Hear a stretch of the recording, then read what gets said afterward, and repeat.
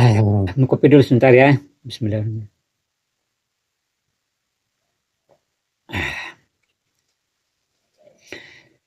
Barangkali para sahabat bertanya-tanya, kenapa kok saya belum apa-apa udah minum kopi? Bahkan minta ditawari lagi ke orang lain. Orangnya yang di mana, yang minum kopi di mana, gimana cara bisa nawarin ke orang. Tanah-tanah itu makan humor guyon, jangan dianggap serius nawarin kopi ke orang. Para kita berada di jarak yang berbeda, dalam waktu yang berbeda.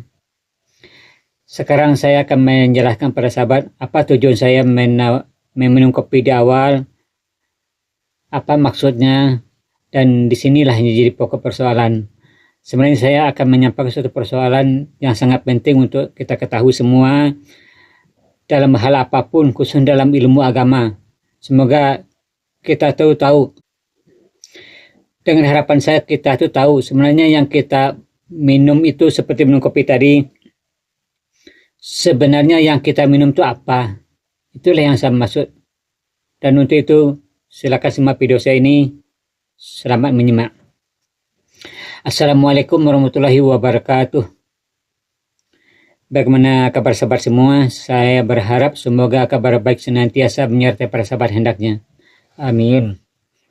Kapanpun dan dimanapun para sahabat menyimak video saya ini, saya ucapkan selamat datang di channel Sebatas Menyampaikan. Sebagaimana yang telah saya sampaikan di awal video bahwa saya akan membahas kenapa saya minum kopi di awal video. Inilah yang inti persoalan yang hendak saya sampaikan, bahwa ketika kita minum kopi pasti ada tujuannya. Apakah kita minum kopi karena ngantuk? Apakah kita minum kopi karena rasa ingin yang tak tertahankan? Atau apakah kita minum kopi karena ditawarin oleh tuan rumah ketika kita bertamu? Tentu semua ada tujuannya. Yang kemudian ketika kita minum kopi pasti kita tahu, ternyata kopi ini kopi hitam. Oh, ternyata bukan kopi putih, contohnya kopi wheat contohnya, atau kopi yang lain. Kemudian ketika kita minum akan terasa oleh kita. Kalau pahit, seberapa pahitnya akan terasa di tenggorokan kita. Dan kalau kopi manis akan terasa mulai dari lidah sampai ke tenggorokan dan langsung ke lambung, langsung menyebar, terasa manfaatnya. Dan kita bisa merasakan manfaatnya, dan yang tadinya ngantuk jadi segar lagi. Jadi maksud saya begini, sekiranya kita mau membahas apapun, persoalan apapun, apakah ilmu politik, apakah ilmu alam, sains contohnya, apakah itu ilmu agama khususnya, saya berharap sangat tolong dipelajari dulu sebenarnya yang kita pelajari itu apa. Kemudian kita telaah. Kalau kata orang sekarang, kita pelajari dulu hakikatnya. Sebenarnya kita pelajari itu apa. Kita pelajari jenisnya. Contohnya kopi tadi, kopi apa, jenis kopi apa. Kemudian kita pelajari seberapa takarannya, ukurannya. Kita pelajari kandungannya. Kita pelajari tata cara minum kopi. Kan nggak mungkin juga kita minum kopi seperti kita memasukkan air ke dalam ember gitu, kan nggak mungkin juga. Pelan-pelan, dinikmati pelan-pelan. Jadi ketika kita minum kopi kan pelan-pelan terasa nikmatnya. Begitu juga kita belajar ilmu apapun, kita pelajari sedikit demi sedikit, kita pelajari dari segala sudut pandang. Begitu juga ilmu agama. Dalam hal ini saya mengambil contoh dulu soal kata sabar. Kita pelajari kenapa orang bisa sabar dalam ilmu biologi atau ilmu sains otak. Kenapa orang itu bisa sabar? Yang bekerja di dalam otak kita ini bagian otak yang mana? Kemudian apa tujuannya sifat sabar itu, fungsi sabar itu diciptakan oleh kepada kita manusia? Apa tujuannya? Dan berapa batas ukuran kesabaran? Dan ada nyebutkan batas sabar itu ada batasnya. Mana batasnya? Kenapa kok ada batasnya? Kemudian jenis sabar. Jenis sabar segala sesuatu pasti ada jenisnya, ada pasangan.